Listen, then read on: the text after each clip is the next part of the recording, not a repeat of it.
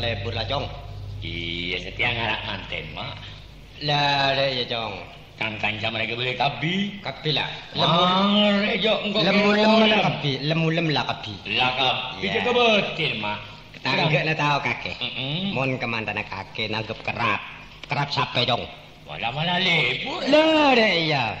Pas tandeun boleh. Tandeun boleh. Nah, 2 hari 2 malam, Cong. Pas nangkep ludruk boleh, Cong. Nyaman boleh. Ya kare dente aren na, Cong. Aren apa boleh? Setia mah aren apa seklopan mah iya. Lah, ya tongku. Jalan aku manten deh. Pokoknya berempah. Tareng kemantennya di dina desa. Iya mah. Bila keluar dari companya pokoknya berempah lagi mah. Lah, sereng-ereng kapi, boleh kapi. Sereng-ereng. Mari. Kecopan Pak Ayu, Pak Ayu dua. Itu kebetul. Boleh siapa ya? Duh. Tore, lepu, tore. Selamat. Oh, Mamat selamat ada apa? Oh. Ini loh. Cong. Siapa, Mak? Iya, Mak. Selor. Tahu dia. Kulo. Siapa aja, Mak? Kulo berai Pak Rayu. Tak ada yang bener. Ngat lagi sorat ngara. Oh, ngat lagi sorat. Iya, pasti lah. Sorat jalan ke manten. Sampean ngat lagi sorat. Sampean. Mboten. Mboten yang sampean anu. Iki urip-urip. Soro apa kakek, Cong? Niki lho kengken Pak Rayu. Soro apa? Nyukaaken niki lho. Oh, dilubeng somrat, Cong. Lah nggih. Sejak maaf apa Maria, Mak? Sejak. Lah niki kali bungkusan iki kan balekaken. Ya, Cong. Bungkus apa aja, Mak? Sejak. Tengku, Mak. Sejak. Ya, Cong. Selor. Tareng bapak dia tak tahu sholat, Cong. Lah, baca, Cong. Baca. Dek remas. Sana sholat. Kok boleh sih tak ngerti baca sekali. Kakek tak usah mulai, Jon, ya. Nan, kula tak langsung. Lah, tak usah mulai. Suruh baca nih, suruh baca. Kula. Baca dulu. Kula maca niki. Iya. Mboten saged. Duh, lah karepe sampean mrene kula nopo sampean? Niki kengken kali Pak Rahayu. Kengken nopo niku? Kengken murungaken lamaran. Loh, sampean niku wani mati. Oh, urip-urip selamat. Sampean yang ngebaleno lamaran iki jelas sampean niku setor nyawa niku. Mboten ngoten, Kak. Kula namung dikengken. Lho, Mak Maria, Mak. Baca sholat, Cong. Iya, mamun sholat ada jelas, Mak. Ocan sholat nih. Pola mula bareng kebaliaki. Ocan mandayu ete malamaran boleh. Iya, Mak jelas kepada ditodus bareng jebe. Penuh dah medan niku. Betul. Dari kandang ini bisa dilamar kok wani tompo iku. Wong kira-kira kula namung dikengken jo balik lamaran iki ngoten. Lah, Marian, Mak. Munda iya, Cong. Kita orang medur, Cong. Timbang poteh, mau mata bengok poteh tolak. Bener, Mak. Paling kegebay todus engkau. Jelas angka, Mak. Selor lancuran margosono, nak anak peguron. Mon tak bisa merantas Pak Rahayu, mon tak jadi jodoh Rahayu, kakek bening anak engkau. Culalah rasa. Ada deh, Mak. Malah. Ya, Selor.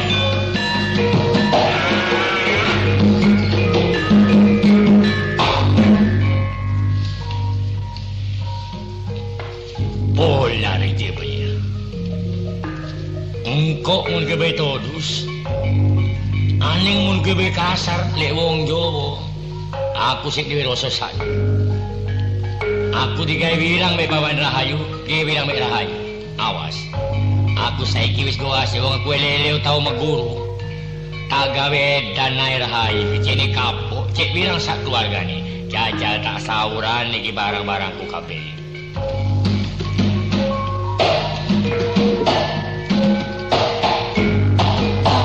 Mbok ki ning ndi to ya? Kok sepi? Oh, bapak mesti lunga sawah. Mbok lunga pasar. Loh, kok siji karo ada sabene omah iki? Kok ketone kok samun? Mas Elor. Loh, Mas Elor. Monggo Mas Elor. Mbak, ana daya Mas Elor iki lho. Lho. Siapa iki? Yuk. Loh, Mas Elor teko lho, Mbak. Loh, kon niku iling ora, kon niku Kon niku selor-selor ya. Lah iki apa? Ayo kon. Bojomu iki salah apa? Ayo kon. Selor selor ini kok. Kon niku yo apa? Selor teko. Ola apa pas kon kare ngono iku? Maselor teko, Mbok. Mamula. Aki to, Mbok. Bojomu iki sarip. Dawekno unjukan. Maselor Yo, teko. bojomu iki sarip bojomu iku. Enggak, Mbok. Mamula kono wis kamela-mela ya. Wis kamela. Mamula kon. Bapak tak kira Maselor, Mbok. Mamula kok nak yo. Mamula mbokmu iki nek pateni ae. Ora apa mateni aku. Mamula ta aja olah-olah wong Madura. Wong Madura iku nek ngene iku ya apa gak nek kasare aluse. Lah iso Kok untung emang tiba iki kok gak tiba kon. Tiba kon mbok kon iki. Aku doleno Maselor ya, Mbok. Lho ya apa sih, Nak? Kon iku bojone Sarip, Nak. Selor Dede, Nak. Ya, aku seneng karo Sarip. Lho ya apa iki lho Pak ya apa? Aku seneng karo Selor. Aku cinta. Rayu, ilingo nak yo. Ilingo mbek mbok, mbek bapak nak yo. Ilingo nak yo. Aku nek gak doleno Maselor aku mati lho, Pak. Aku mati lho, Pak. Mati lho, mati. Lho kok iki ya apa? Wis iki enak ya nek iku mlebu. Wis kono Turu. Endi? Aku lunga sekolah lho. Aku golek Maselor. Aku golek Maselor. Ya apa?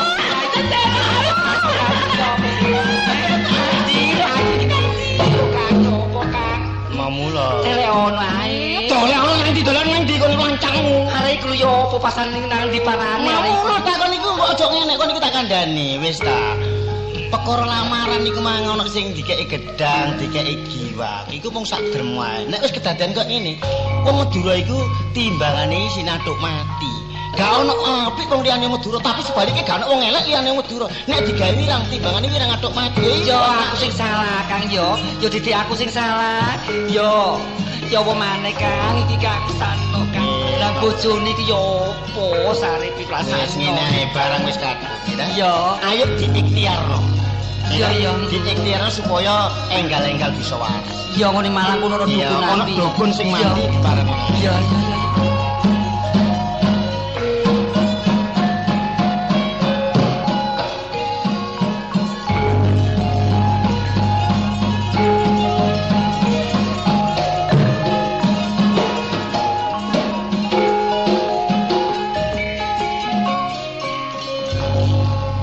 Ya Pak Dedarmi.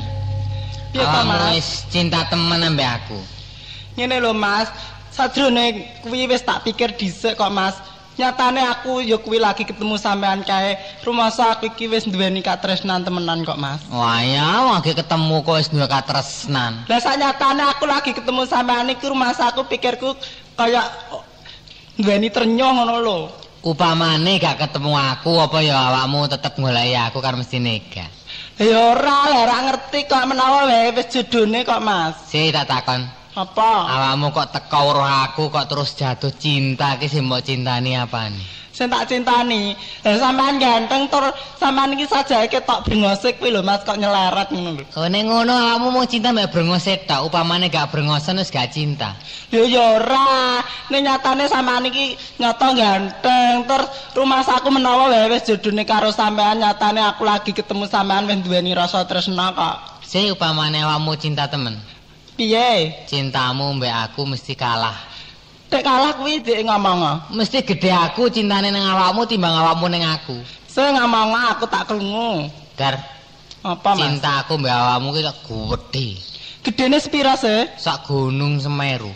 Oh, jadi cintane sampean iki sak Gunung Semeru. Iya jenggereng gedhe medeni wong. Malah seje karo aku, Mas. Mbel. Ngene ya tak kandhani. Ya, Cintaku apa? karo sampean iki temenan kok, Mas. Cintaku ya tak kandhani sapucuke kuku ireng, Mas. Oh, wong wedok sambar gelap. Lho, sampean iki kok malah nyamber gelapke piye to karo bojone? Lah wong lanang sak gunung Semeru kok wong wedok sak kuku ireng nak tandingane dudu apa-apa sih. Ngene lho ya tak kandhani, sampean kudu ngerti dhewe. Sampean cintane sak Gunung Semeru. Gunung iki nek wis mledhah ra ambyar to, Mas, ra ya terus ilang to. Ha ini kuku. Lah nek kuku kenapa? Kuku iki nek diketok sore, esuk mesti tukul, nek diketok esuk mesti sore tukul. Dadi cintaku karo sampean iki sak teruse lho, Mas. Iki terus-terusan. Iya. Dadi gak ilang-ilang nek durung mati. Iya, mulane sampean iki wong cinta kok sak gunung nek mledhos wis ilang kok. Sih durung percaya. Apa sih? Aku mbek wong wedone mung ngomong cinta wae gak percaya. Saiki sing dadi kenyataane. Buktine wong wedok duwe kesetiaan wong lanang. Lah ya samesti duwe kesetiaan piye karepmu? Si upamane aku lara ya apa usahamu Jajal? Oh, sampean lara. Hmm. Dabute wong cinta Mas, sampean lara ya mesti tak goleke obat, tak goleke dokter. Upamane dokter gak ono, dukun gak iso nambani, aku lara susui mati ya apa usahamu? Sampean terus tumekaning pati. Heeh. Sak mestine ngene Mas, nek sampean tumekaning pati abot wong cinta, mesti aku ya melok mati to Mas. Saking cintane. Heeh. Wah, iku jeneng cinta sehidup semati. Saiki ngene Mas. Apa? Sebalike. Ya apa? Sampeyan nek nyata-nyata tresno karo aku temenan, upama Mas aku iki lunga-lunga, terus aku iki teko lara ngono njur piye sampean? Jenenge sarep cinta mbek Darmi. Heeh. Tak usahano tak golekno obat nganti mari. Lah saumpamane sampean goleke obat nganti aku iki ora bisa waras terus tumekaning pati. Heeh. Karepe sampean njur piye nek aku tumekaning pati? Lah wong sarep wong lanang ditinggal Darmi pacare wong wedok mati.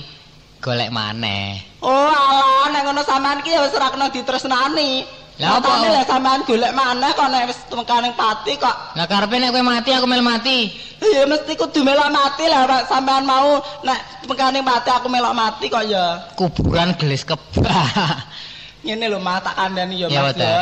Nyatane wong pancen aku ya wis tresno tenan. Heeh. Iki kedadiane ya terus lendang kawinan tak ngono. Saiki ngene Darmi ya. Persoalan awakmu mbek aku sing sak mesine wong tuaku kuwi wis ngerti. Gitu.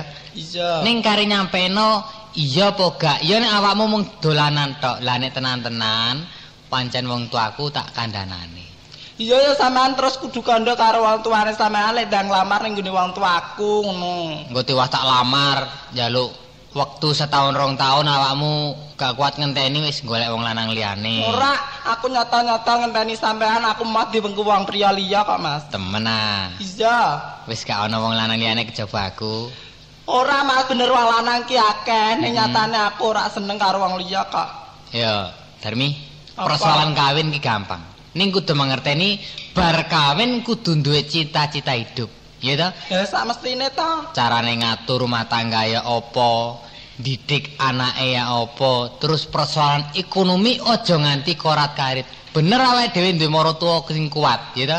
Ning Iya. tanggung jawabe ning wong loro antarane kawan mbek aku. Iya Mas, ning ngene lho Mas ya sampean aja ngasih somben kuwi aja ngasih kuciwa dina mburi soalnya aku ya anake bakul kembang wae. Wis seru, soal kembangi seru, sing penting kan penghasilan uripe awake dhewe iki ora terletak ning maratuwa ning nang cita-citane hidup. Nah, ya. Mas. Ayo saiki dederan yuk. Ya yo, Ayo.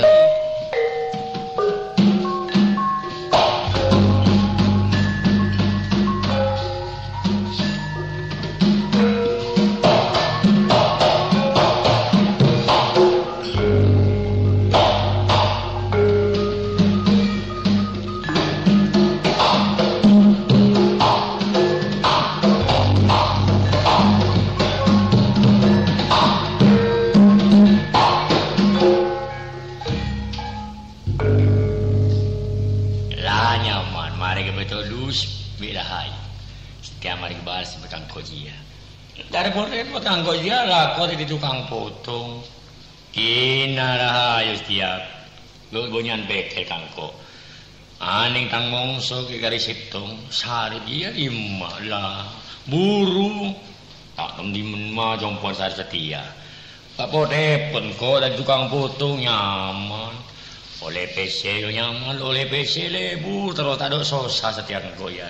Permisi, Lu, sopo beno? kula Lu gawe beno ini. enten Kak, Ape potong? potong Kak, Saya ape potong beno. potong, Saya potong. potong Kak, Potong iku arane. nggih potong sakarepe, Ayo lek potong yo khawatir. nggih, Ya lu nomor piro beno? Lah, Nomor nomor saiki. Ono nomor saiki ono. terus Nomor loro, nomor telu.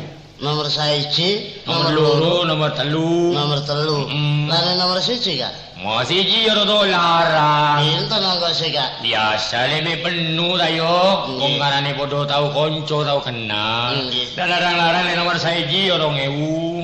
angka sih potong iki lho, Iyut. Lho niku aku yang golong ngawangi. Iya. Oh, nggih lan Loro rada murah. pinten? Biasa 750. 750. Lan sing nomor 3? Nomor 3 luwih murah maneh beno nomor 3 ki lem. Pinten? Murah iku. Cuma 75. 75. Aku golek sing mayar man kan. Mayar, Nggih. tapi lengo bensin. Napa le? Lengo bensin. Nek mantun terus diobong ngoten ae. Nah, ya penapi putung ta. Potong lo bensin. Ayo lo gulung. Mboten ah. Jare putung ngono iku. Celana kotor kabeh sih gak wong gulung-gulung. Tak ya penapi putung. Putung. Ayo lo gulung ngono. Ngomong Kak. Repot tidak pun iku wong Jawa tak Potong ngerti. iki wong gulung-gulung. Iku lo jare wong Jawa iku apa lek lo gulung. Wong gua Kak. Tak iya. Kok gak selamat temen deh wong iki. Iku arane lo gulung. Oh nggih. Apa yo? Nggih. Ayo kono wis. Oh, Oke. nggih. Nggih. Iya. Nggih. Meno aja khawatir. Meno njaluk kodek sepatu apa kodek lincip. Mboten godhek sepatu, mboten godhek lincip. Godhek sandal manung godhek kok godhek sepatu. Iku modele iku lho modele. Godhek sepatu. Nggih Kak. Dicukur gundul apa biasa? Biasa ya. Biasa. Nggih. Ini tak kandhani penolek cukur kene Joko wedi yo. Nggih. Sebab iki lho guntingnya dhewe-dhewe ku. Lho niku lho apa Kak? Gunting. Niku gunting. Gunting sorok. Gunting Saleper ku mereke saleper. Sleper. Wong gunting sorok kaya sak padha prautu lho kan. No iku wedi-wedi ayo lungguh ngono. Mari cukur abuh ini sirahku iki. No iku Joko Nggih, tempo. Kak. Ayo Nggih, Kak. ayo lon. Nggih. Biasa iku Oh, cukur nggih, Kak. aku yo. Kok Kak? Ana apa? Rambutnya katut kabeh Kak. Lah ya jare iki putung atut apa iku? Wah kakak iki sing Duh. apik ngoten lho Kak. Jauh wedi putung be aku lah wis kosur. Nggih. Tukang putung nah yo aja nglawan wong Madura. Wong Madura iku umum lek tukang putung. Nggih ya. Biasa mulane jauh wedi. Betul. Ana wong Jawa aku wong Madura. Lah, Lah yo lah do padha bangsa Indonesia apa be aku. padha bangsa Indonesia. Lah iya pun lah wong Jawa. Nggih. Aku wong Madura. Bener. Iku arane do padha bangsa Indonesia. Indonesia. Awak aku dah iso ngomong Indonesia. Lah niku. Oh iya lali Kok aku kudu lali. iki rek. Mulane lah iki wis ayo mapan iki yo. Lah, nggih, Kak. Godek Lah, mapan. godek, Kak. Iki yo cap saleper. Oh niki. Hmm. Kak niku napa Kak? Toko Jerman. Cukur. Cukur. Niku cukur apa sak wonten gedene sih Kak? Lho biasa yo khawatir beno. Lah niku ngen mboten nyukur godhek Kak. Lho nyukur apa iku? Gulu kula katut. Lho meno copot repot. Ayo lho. Oh nggih Kak. Komun iku putung yu mlayu terus. Mlayu wedi gak mlayu. Lho wedi apa? Gamane sakmono gedene Kak. Yo diwedi yo putung be aku biasa. Lah wis ana paribasan. Sor meja ana ulane. Lah. Yo gelo wis tadi carane. Bener, Lah yo Kak. wong Jawa aku wong Madura. Bener. Do bodo. Dan ono beda ta yo. Nggih Kak. Putung ya. Betul Kak. Iku Dik. Nggih Kak. Kok gak selalu Iya sing kena. motonge sekarat kaya. Iki sorry yo. Kenapa iki? Disureni. Sore. Iya. Niku sore tak graji Kak. Lho biasa iki sorry ku. Sore sakmono gedene Kak. Lho iki kanggone putung apik. Kak kalau mboten sida potong mriki Kak, kalau tak cukur liyane mawon. Aja cewek lho, aja lewet. Ayo putung nanda beno. Nggih Kak. Ayo, ayo Dik. Nggih Kak. Ayo lungguh sing kena. Nggih, Yo Kak. potong jo susu. Dan lo gawin. Alon-alon salapi. Bener Kak. Kamu golek olo ta yo. Nggih. Aku ora payu. Nggih ya. Oh iya, penapi potong aku sak temene jenenge pun iku sapa? Mboten dodol jenang Kak. Lho, Kecilik kula ni mboten tau dodol jenang. aku iki lak takon wek penuh ta yo. Nggih. Peno putung iku lho tak durung kena ya aku. Dereng. Jeneng aku lah selor. Nggih. Lah peno jenenge sapa? Kula niki mboten tau dodol jenang ya. Oh, make wong goblok kebangetan. Goblok gak ngerti kok. Iku jenenge kecil iku jenenge sapa? Jeneng ya. Ayo jeneng. Marane jeneng gak ilok temen wong iki. Lah yo sapa? Jeneng kula Bejo Kak. Bejo. Nggih.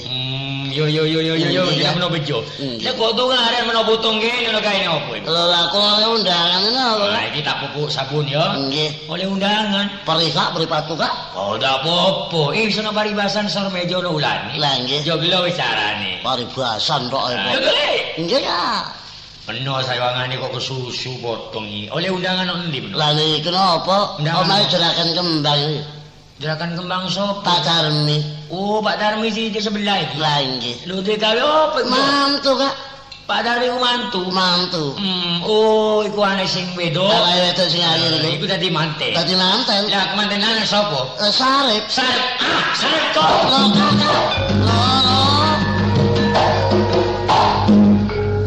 Wong ya apa sih kakak iki?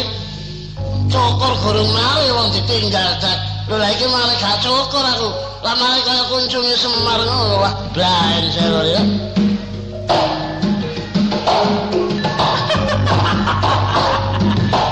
Selor. Mas Selor. Aku bojomu Mas Selor. Lah iya, piye to ya? Wong arep dadi bojone kok tambah mlayu-mlayu. Digoleki kok malah ngece iki piye to? Mas Selor. Mas Selor, aku bojomu.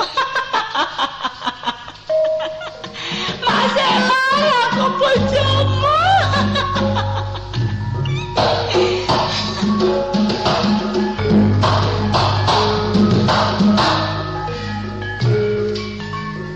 Alah, wong iki kemanten jange teko.